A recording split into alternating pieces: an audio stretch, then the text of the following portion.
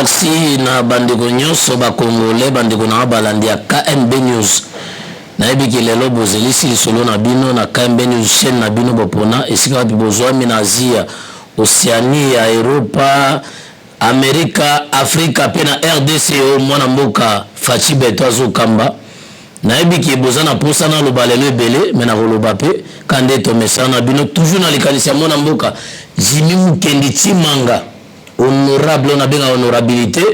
Féliciter l'homme à son époque et puis les œuvres parlent à ma place. Du mot qui est dans le cas pour la communication. Nous avons communiqué bien la KMB News politique et à solo. Politique à les alliés, toujours célébrer journée mondiale internationale au bateau. Vanda basangana pour na busalaka moboko ya mobeko au moto sengeli ko vanda kimia na mokilo nzamba pesa. Droit de l'homme elingi koloba kovanda na kimia na moboko ya mibeko et puis bapona moto azala liboso place alime bokomona lelo journée ya lelo na RDC ba respecter yango te na bandi déjà émission so ozozela ndenge ezala kolempa na ozala kote wana te nazo célébrer journée internationale droit de l'homme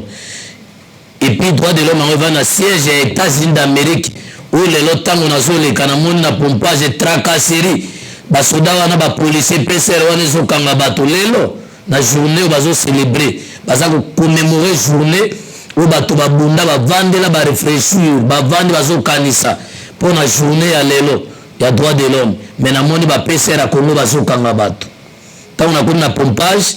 natali baza ko trajet toujours na lobby na ba policier mais même lelo na kuti moto moko ya agent moko ya transport azokanga moto lelo na journée ya lelo ou va pesa lipanda liberté ya mutu ezala na esengo me bazokanga na journée ya lelo RDC toza wapi na koposa mbongo yango ezala la peine fête mo ba benga bonne année lingi koloba te eza spécial journée année leki ba journée yoso mais ali commémoration ba pesa la date wana mutu ayeba kosala nouvelle année ya kalekei o ya sike kote ba benga bonne année mais komona na Congo journée internationale net ya lelo droit de l'homme ba droit respecter ngote na oki passe na mutema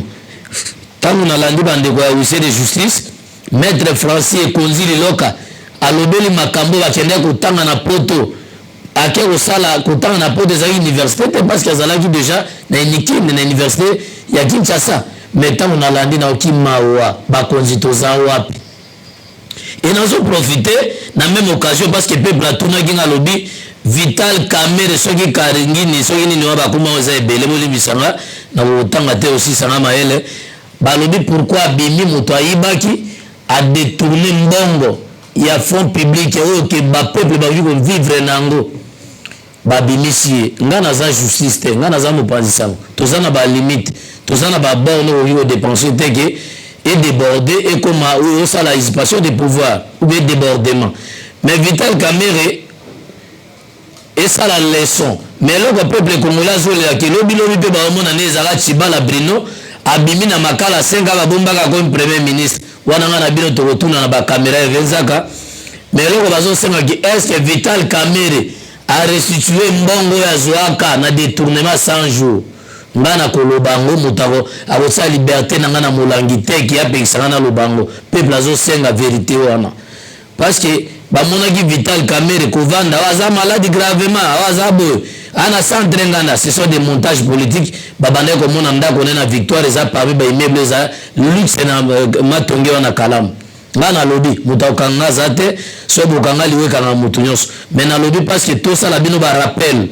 est-ce que makambo tout ça la tout tenir compte nango wapi papa Etienne Tshisekedi wa Mulumba wapi Maréchal Mobutu et tu rebiso lokola leso bamungulu diaka vanité de vanité et là on a un peuple congolais ça passe parce que peuple azo senga nini papa Etienne alita pour la démocratie personnel lelo mona na incarné Fachi Beto azo lité na makambango baza ko kwesa ya sala boy eza soni mais biso na bino bakonzi tokoyeba conséquences ezali nini na mona ka exemple na bakonzi ya Congo so asisi mandat okomona sui AVC eza masumu te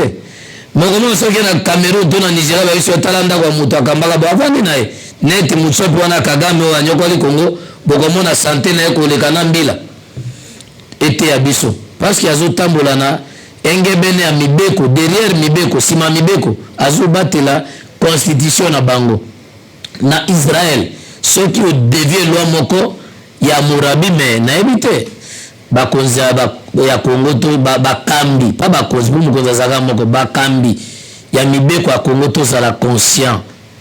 nde namonaki papa Mboso na Delice Sanga bakomi on dirait balangwaka na nganda lotoko bayokanaki te barando baguerre d'esprit et puis bato bazokamba institution ya l'état congolais non tozala bato tozala conscient eza soni nalobi boyeke totire baleso makambo elekaka na Congo nga naza na mopanzisango soki okanginga bominga osala nini ebakisi leo nini tolobaki Joseph Kabila mabe o Kabila asali ba détourné oui wana eza mabe na ye babi asali na peuple congolais nayebi te soki mwana na ye to mwasi akopostile bavote ye oui wana etali bango mais il faut biso totire leçon émission lelo ezali toza kocélébrer commémoration ya journée internationale droit de l'homme bomo ya mutu liberté ya mutu nde nalani na bahuissier de justice est-ce que bamagistrat na biso ntango balapaka ndai nayoka chef de l'état mokonzi ya mboka azo regrette pour la justice congolaise non c'est la honte mokonzi ya mibeko ye aza mokili te me mokonzi ya mibeko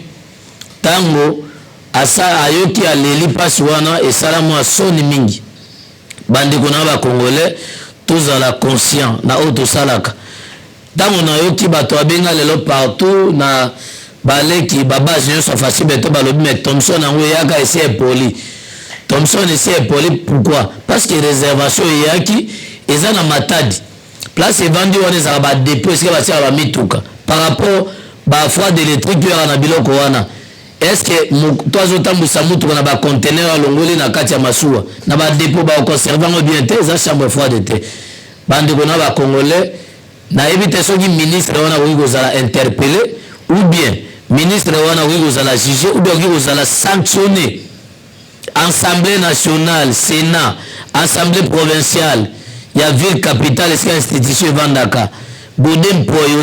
oza professeur des universités et puis na économie président assemblée provinciale ville capitale Gentili Ngobila tozozela tofete bien ezalaki commission chef de l'état asali linzaka asali signature bato baka na bacommission wana aye na motu na ye mpona bapeshe biloko bosali wana lelo peuple ase retrouve te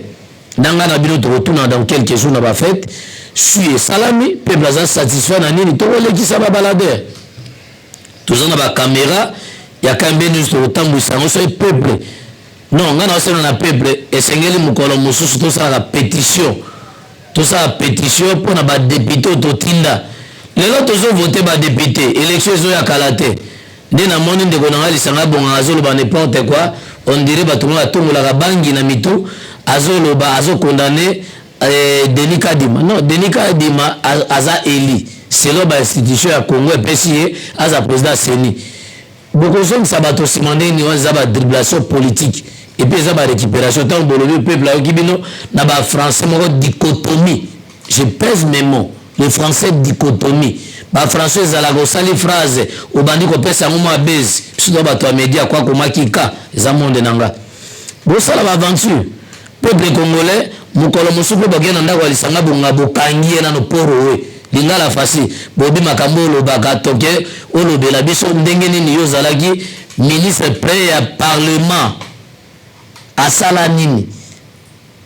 apesa nini ampleur ne ezalaki nini lelo tokondane fasi beto mais bainstitution eza parce que nyonso elekaka non ezosalanga soni peuple abenga partout baleki na ngai ya ceinture verte bolobaki petit Gédéon Loyongo bolobaki toloba makambo wana azoloba Congo solution ya Dadi Lotusu bolobi kokwede fasi beto na baniveau nyonso mpona baélection ezoya botoyanga mpona dossier ya Mboso na Delice Sanga baza bolobai nanga mpona dossier ya Delice Sanga bomoni wana kure ekendaki na ville kura kuta ezalaka te parce que kure ekendaki bandeko na bolimbisanga nalobi bo Delice Sanga azali député oyo asala na monde ya budget asala na azalaki ministre ya budget azo maîtriser matière na ye parce que tokondanaka bato mpe quelque part aza na raison aza devoir ya raison mais il faut topesa chance na moto nyonso bomoni biloko mosusu soki bamelaka bimela au moins ke bamela bimela ebungisa bango makanisi ou bien excès ya folie ya biloko bazwa bambongo ya population nde sa bango mais natoni population délice esanga asala comme un ministre à budget azo maîtriser quand même c'est un universitaire mais là vous allez bakoya ko tenir rigueur bango na vembo sauter Joe Biden na ba niveau wana ezape ko rabaisser ça qui dit sa valeur à l'Assemblée nationale na biso il faut tout tenir compte non président Félix ba congolais balingio na lobaki faci 2025 philosophie na bandi ko décortiquer yango sikoyo élection ezala tête 2025 tozana faci béton pourquoi parce que tout changé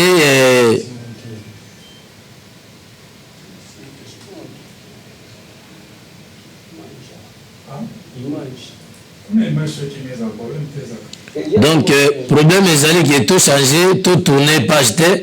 ezali par rapport tolobaka mona mboka kamba mboka nayebi te mona mboka yango akuta wapi na mokolo ya mokomboso to na mokongo ya makako